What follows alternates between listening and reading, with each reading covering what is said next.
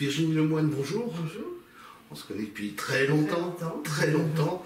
Et là, on se retrouve comme en 14. Une pièce, je dirais, un peu curieuse, puisque c'est une pièce qui se passe en 1914. Et en général, quand on parle de 1914, ce sont des mecs qu'on voit sur scène. Et là, ce sont des femmes. Et il y a un mec, mais c'est pas, je dirais, il a quelques problèmes. Voilà. Oui, c'est une pièce qui est vraiment un hymne à la vie et un hommage aux femmes qui ont un rôle essentiel pendant la guerre, dont on commence à parler maintenant, mais dont on parlait peu, qui d'abord ont remplacé les hommes partout, et puis ont soigné, consolé, pensé, se sont battus. Voilà, et on est dans la salle de repos d'un hôpital de fortune, avec beaucoup de blessés, très peu d'infirmières. Et donc, 4 femmes qui sont de milieux tout à fait différents, avec chacune son parcours, voilà, qui s'entrechoquent parce que ça fait des situations extrêmement cocasses, des situations de comédie tout à fait délicieuses. Et l'une d'elles, que j'incarne, la comtesse, a un fils dont on pourrait dire qu'il est un peu autiste. Voilà. Vous êtes dans une église, en fait, c'est une église qui a été transformée, En hôpital, on peut dire ça, oui. Voilà. Oui. La pièce, elle vous est arrivée comment? Alors, parce que je jouais ici Piège mortel, un rôle tout à fait différent, et Yves Pignot, et je jouais avec Marie Vincent, qui joue Marguerite en 14. On jouait toutes les deux ensemble. Yves Pignot est venu nous voir un soir, et puis je ne sais comment, il a eu l'idée de me proposer le rôle d'Adrienne, et je suis très contente parce que je m'amuse beaucoup à jouer Adrienne. C'est un très beau rôle. Vous n'arrivez pas assez vite, on va dire, pour un spectateur qui vient vous voir. Ah, ça vous permet un petit peu de repos. Oui, c'est parfait. J'arrive au bout de 35 minutes de pièce, mais c'est vrai que, après je ne dis plus le plateau, mais c'est vrai que c'est très confortable. Hein. C'est la première fois que ça m'arrive, c'est très confortable. Donc vous vous entendez bien avec Marie Vincent, oui. Qui elle est aussi omniprésente sur... Marie, elle tire la charrette, hein. Elle est omniprésente, d'un bout à l'autre de la pièce. Elle ne quitte pratiquement pas le plateau. Hein. C'est elle est l'infirmière en chef, et c'est elle qui mène cet hôpital tambour battant. Hein.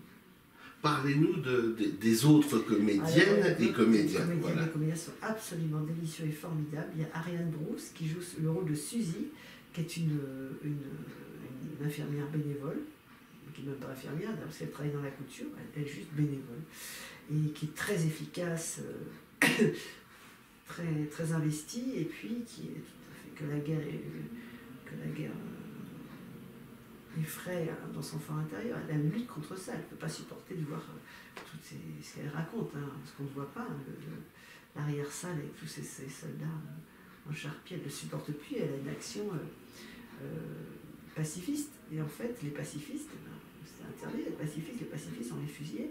Donc elle met un peu tout le monde en danger, parce que si ça se sait, toutes ces femmes et ce jeune homme sont susceptibles d'être immédiatement fusillés.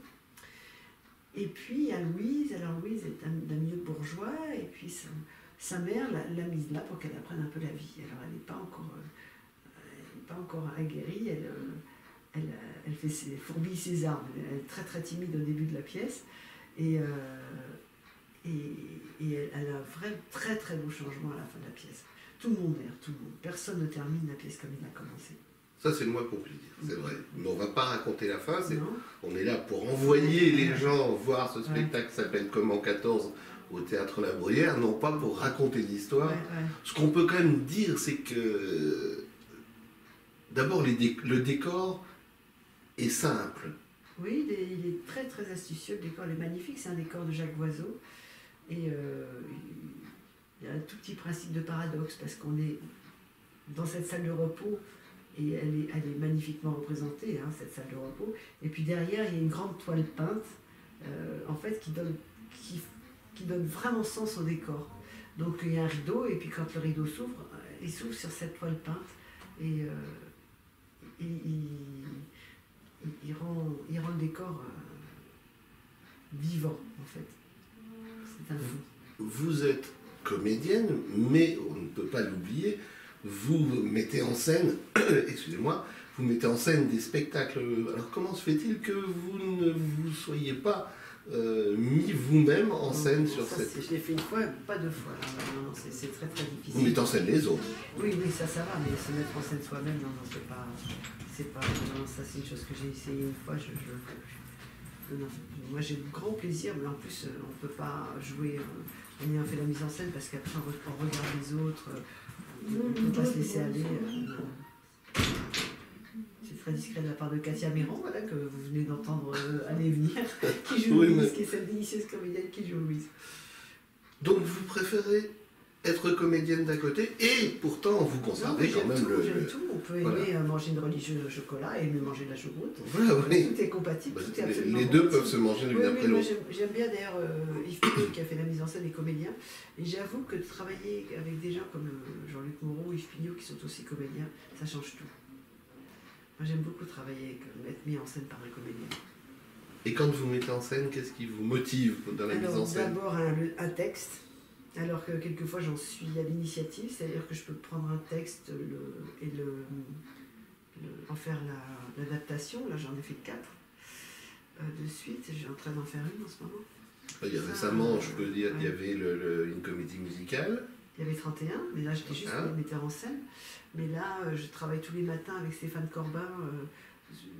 Stéphane a écrit un très joli texte qui s'appelle Nos années parallèles, c'est un petit peu le petit frère de 31. Avec Valérie Zacomer et Alexandre Fetrouni, donc on le met en scène tous les matins. Et l'après-midi, je continue à faire une adaptation, donc voilà, une fois je suis au théâtre.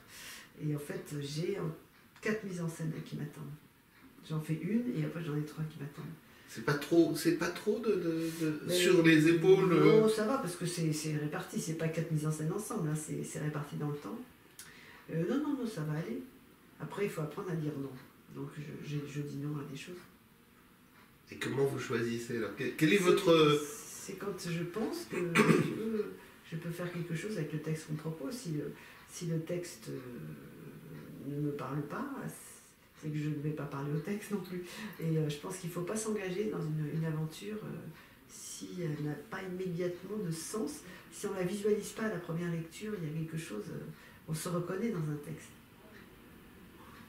Comme comédienne, vous êtes parfaite, on le sait, c'est pas nouveau.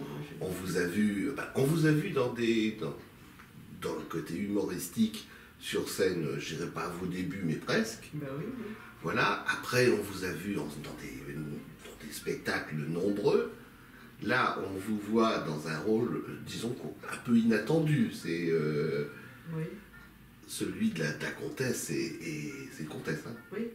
Et quand même assez particulier. Moi, comment vous la ressentez, cette personne? Et en fait, j'ai convoqué des membres de ma famille. Bon, c'est un milieu que je connais bien, je connais bien les codes, je vois bien de quoi on parle. De toute façon, il ne faut pas s'imaginer que seul le début du siècle et le milieu aristocratique au début du siècle obligeaient les gens à se tenir. Les gens se tiennent beaucoup. Et maintenant encore, les gens se tiennent beaucoup. Il y a encore un grand sens du devoir. Et je trouve que de raconter ça, c'est magnifique. Et voilà, je convoque ma tante qui avait un destin brisé et qui se tenait. Parce que l'homme qu'elle aimait a demandé sa main en mariage et son père a dit oui, mais vous n'épouserez pas Marguerite, vous épouserez sa sœur. Ouf. Voilà. Le père a décidé comme ça, donc la sœur était ma grand-mère. Et donc Marguerite, elle a perdu et l'homme de sa vie et sa sœur. Et c'était terrifiant quand elle venait, parce que tout ça c'était que des secrets de famille. Mais quand elle venait rendre visite à mes grands-parents, c'était compliqué pour Marguerite. Et je la convoque toujours. Je me souviens d'elle. Elle se tenait extérieurement, mais à l'intérieur, tout en vrac. Et ça se ferait encore de nos jours, ça? Oui. Il y a parfois dans les faits divers, comme ça, quand on retrace l'itinéraire d'un couple, d'un mariage, d'une rencontre, etc., parfois on entend encore parler de jeunes filles qui ont été un petit peu pressées par les parents parce que le jeune homme qui les courtisait, qui lui demandait la main de la jeune fille, elle était dans une position sociale confortable et intéressante, et qu'il y a un moment, il faut peut-être mettre de côté certaines choses encore, bien sûr. Bon, on va rester dans un truc un peu moins dramatique, on va dire. Bon, comme en 14, on rigole. On rit beaucoup. Voilà. Voilà, parce qu'on peut penser que c'est un peu dramatique du oui. fait que ça se passe dans des années... de guerre, hein, mais voilà. au contraire, moi, je crois que elle fête Noël, donc elle rigole et puis elle se lâche, quoi. Elle se lâche, elle tente de se rencontrer et il y a une telle distance entre elles que ça donne des situations formidables. C'est formidable à jouer. Et la salle, de toute façon, aime beaucoup ça. Oui, oui, oui, les gens rient, les gens pleurent. On le voit au salut, il y a des gens qui sont en larmes. C'est normal, mais on ne va pas raconter le pourquoi. Non, Donc non, c'est non, une mais fois de parce qu'en plus. fait, c'est un choc d'émotions, mais il y a toutes les émotions, comme dans la vie.